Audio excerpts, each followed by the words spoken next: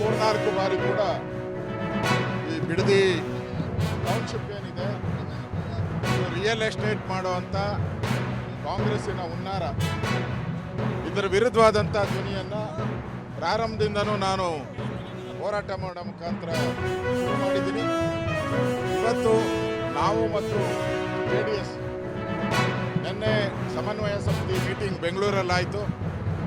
ಈ ಹೋರಾಟದಲ್ಲೂ ಕೂಡ BJP ಮತ್ತು JDS ಒಟ್ಟಿಗೆ ಹೋರಾಟ ಮಾಡುವಂಥ ತೀರ್ಮಾನವನ್ನು ಮಾಡಿದ್ದೀರಿ. ಅದಕ್ಕಾರ ನಾನು ಕೂಡ ಈ ಹೋರಾಟದ ಉದ್ಘಾಟನೆಗೆ ನಾನು ಬಂದಿದ್ದೀನಿ.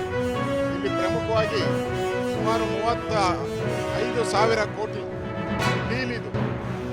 ಈ 35,000 ಕೋಟಿ ಹಣವನ್ನು ಲೂಟಿ ಮಾಡೋಕ್ಕೋಸ್ಕರ ರೈತರ ಒಪ್ಪಿಗೆ ಇಲ್ಲದೆ ಫಲವತ್ತಾದ ಭೂಮಿ ಅಕ್ವೈರ್ ಮಾಡ್ತಾ ಇರುವಂಥದ್ದು ರೈತರಿಗೆ ಬಗೆದಂಥ ದ್ರೋಹ. ಹಿಂದೆ ಕಾಂಗ್ರೆಸ್ ವಿರೋಧ ಪಕ್ಷದಲ್ಲಿದ್ದಾಗ ಒಂದು ಸತ್ಯಶೋಧನಾ ಸಮಿತಿ ಮಾಡಿದ್ರು. ಅದರಲ್ಲಿ ಎಷ್ಟು ತೆಂಗಿನ ಮರ ಇದೆ, ಎಷ್ಟು ಅಡಿಕೆ ಮರ ಇದೆ, ಎಷ್ಟು ಹಸುಗಳಿದೆ, ಎಷ್ಟು ಕುರಿ ಇದೆ, ಇದು ಮಾಡಿದ್ರೆ ಈ ಸರ್ಕಾರಕ್ಕೆ ಪಾಪ ಮುಚ್ಕೊಳ್ಳುತ್ತೆ ಅಂತೇಳಿ ಸದನ ಸಮಿತಿ ವರದಿಯಲ್ಲಿ ಕೊಟ್ಟಿದ್ದಾರೆ. ಕಾಗೋಡು ತಿಮ್ಮಪ್ಪ ಅವರು ಆ ಸಮಿತಿಯ ಅಧ್ಯಕ್ಷರು, DK ಶಿವಕುಮಾರ್ ಆ ಸಮಿತಿಯ ಸದಸ್ಯರು.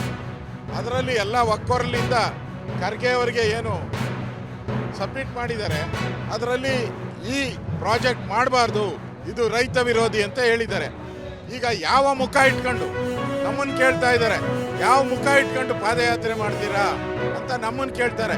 ನೀವು ಸತ್ಯಶೋಧನಾ ಸಮಿತಿಯಲ್ಲಿ ಇದು ಮಾಡಬಾರ್ದು ಅಂತ 22 ಜನ MLAಗಳು, ಕಾಂಗ್ರೆಸ್ MLAಗಳು ಸಹಿ ಹಾಕಿ ಕೊಟ್ಟಿದ್ದಾರಲ್ಲ, ನಿಮ್ಮ ಯೋಗ್ಯತೆಗೆ, ಯಾವ ಯೋಗ್ಯತೆಗೆ ನೀವು ಈ ಒಂದು ಪ್ರಾಜೆಕ್ಟನ್ನು ಮಾಡ್ತಾ ಇದ್ದೀರಾ? ಇದನ್ನು ಹೇಳಿ ಜನಕ್ಕೆ.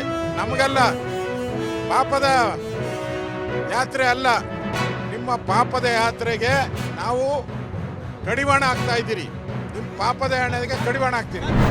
ಪ್ರಜಾಪ್ರಭುತ್ವದ ವ್ಯವಸ್ಥೆಯಲ್ಲಿ ಎಲ್ಲರಿಗೂ ಪ್ರತಿಭಟನೆ, ಪಾದಯಾತ್ರೆ ಮಾಡೋಂಥ ಹಕ್ಕಿದೆ.